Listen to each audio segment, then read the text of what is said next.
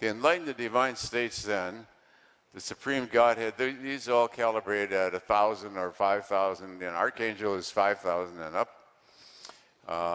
Christ, Buddhahood, and within this realm, the great avatars calibrate at 1,000. All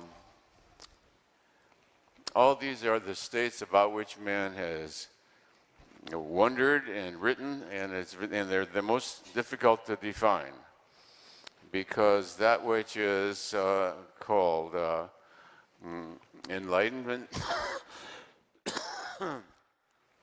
is a nonlinear condition, and there's no one to whom it occurs, and there is no person who becomes enlightened. What happens is that which is linear disappears, and the linear is replaced by the nonlinear. The nonlinear is a knowingness with neither subject nor predicate, nor adjective nor verb. It's a state of being and awareness, and it exists in and of itself, and it is not an attribute of any person. So no person becomes enlightened. What happens is that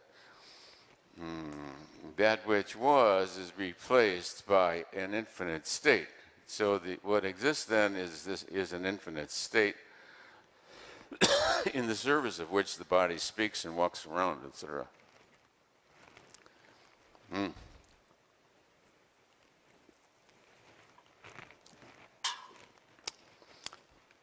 This condition comes on unwittingly of its own.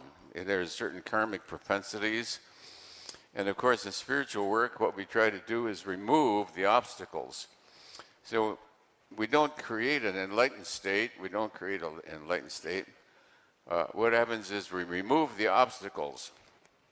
And when you remove the obstacles, which is the purpose that we're talking today, when you remove the obstacles, then the state, it prevails of its own, and you really recognize that it's there and that it's been there all along. Ordinarily, what you do is you begin to eliminate all conceptual thought. All conceptual thought.